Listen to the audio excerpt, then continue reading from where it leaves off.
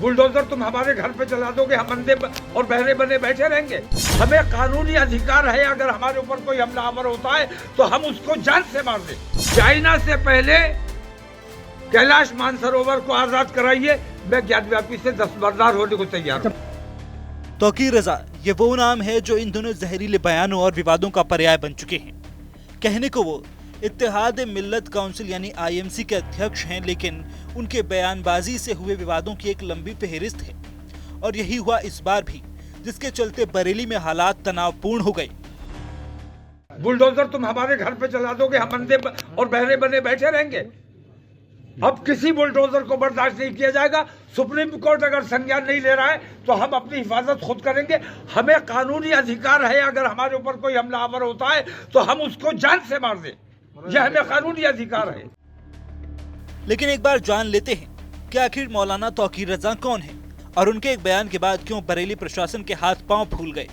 तौकीर रजा सुन्नी मुसलमानों के बरेलवी संप्रदाय के धार्मिक नेता हैं और बरेलवी आंदोलन के संस्थापक अहमद रजा खान उनके दादा थे। 1904 में अहमद रजा खान ने बरेलवी आंदोलन की शुरुआत की थी। मौलाना तौकीर रजा ने 2001 में इत्तेहाद मिल्लत काउंसिल बनाया। ये एक राजनीतिक दल है। मौलाना तौकीर रजा ने साल 2001 में इत्तेहाद मिल्लत काउंसिल बनाया और 2009 में उन्होंने भारतीय राष्ट्रीय कांग्रेस पार्टी को ज्वाइन किया।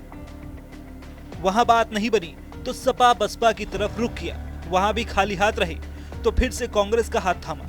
बात साल 2007 की है। उन्होंने बांग्लादेशी लेखिका तस्लीमा नसरीन के खिलाफ फतवा जारी किया था और तस्लीमा के सिर काटने वाले को 5 लाख रुपए नकद देने की घोषणा की थी और उसे भारत में प्रवेश करने से भी रोक दिया। लेकिन उनसे जुड़े विवाद यहीं खत्म नहीं होते।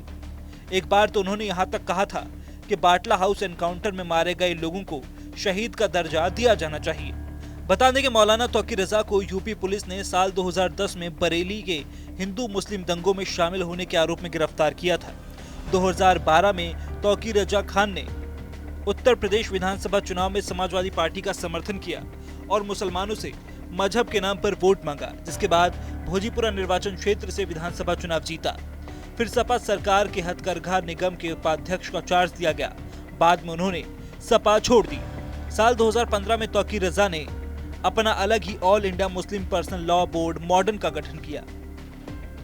इसका काम था बरेलवी मुसलमानों के लिए व्यक्तिगत कानून की देखरेख करना। इसकी शुरुआत इसलिए हुई क्योंकि उन्हें लगता था कि देवबंद फिरका बाकी मुसलमानों का हक मार रहा है। एक बार 2022 में उन्होंने बयान दिया कि मैं अपने हिंदू भाइयों को चेतावनी देना चाहता हूं कि मुझे डर है कि जिस दिन मेरे मुस्लिम युवाओं को कानून हाथ में लेने के लिए मजबूर किया जाएगा, आपको भारत में कहीं छिपने की जगह नहीं मिलेगी। तौकीर के परिवार में खुद तौकीर की मुखालफत की गई है। तौकीर की बहू 3 तलाक के खिलाफ हो गई और भाजपा में चली गई। कहने के लिए मौलाना तौकीर रजा मुस्लिम धर्मगुरु हैं, लेकिन समाज को बेहतर रास्ते पर ले जाने के बजाय अक्सर उनके बयानों से सामाजिक ताना बाना खराब हुआ है। मुस्लिम तुष्टीकरण के उन पर सीधे आरोप लगते रहे हैं, लेकिन उसके बावजूद भी मौलाना तौकीर रजा हैं कि बाज नहीं आते।